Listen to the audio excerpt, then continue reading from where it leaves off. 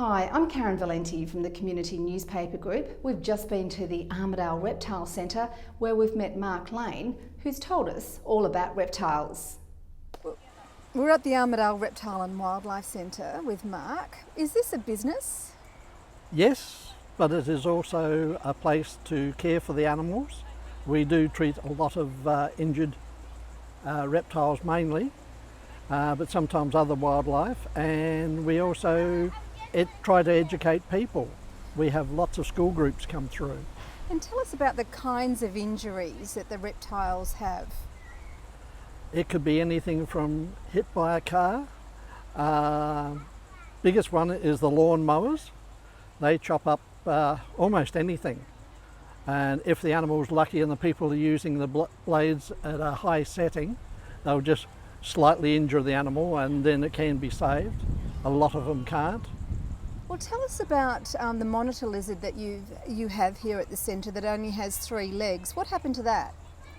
It was caught in a dingo trap up north, and one of our volunteers, or friends actually, happened to spot it, rescued it, and sent it down to us.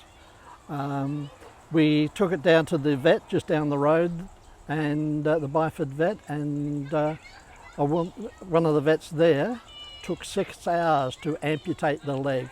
She did a magnificent job, and as you saw earlier, it's moving around quite well now, but it can't be released. Why can't it be released into the wild now? It could not catch its normal prey because it can't run fast enough. It can still climb to a certain extent, but not as well as it used to. You've also got an oblong turtle that's been, it has a new back by the look of it and has a new shell. What's happened there? That one had an injured shell, possibly run over by a car or motorbike, something like that, and the fiberglass, the shell to hold it together. It was very fortunate because the spine and ribs are all part of the shell and they were not injured. What would you say to people if they've actually found a bobtail lizard or a monitor that has actually been attacked by a dog or a cat? Quite a few of the local vets can care for them, or they will fix them up as best they can and then call us or send them to us, or bring them here and we will get the same done. So you recently had a bobtail lizard come in. Yes. Tell us about that reptile's injuries. We get them in often. One we had in recently wasn't horribly badly injured. It was just skimmed across the top. It will have scars for life. That one was lucky. But there was another one that came in that was much more badly damaged. And I can't remember the results of that one or where it is at the moment.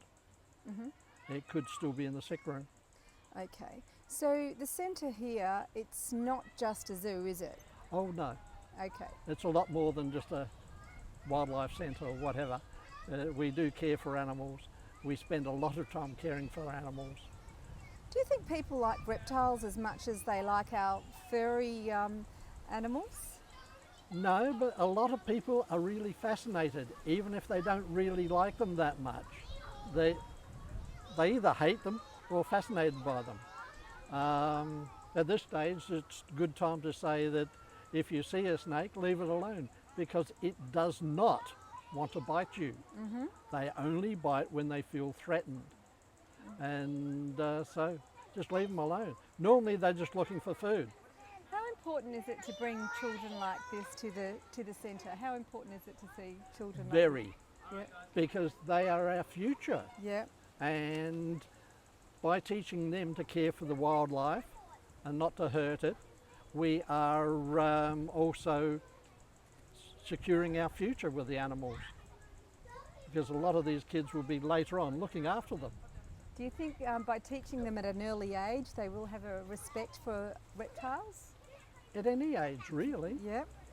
The earlier the better. Most of the children are quite fascinated. I also do incursions into schools, and normally There are very few children that will not touch the animal given a chance. I normally hold the animal and let them stroke it, and because I'm holding it, it can't hurt them, so they are willing to try, and they are fascinated as much as anybody. Marc, thanks for talking to us today. It's been great to meet you, and thank you so much for letting us have a look at your centre. Not my centre, I'm just one of the volunteers. Well, thank you for volunteering. To read the full story, check out the next edition of the Comment News.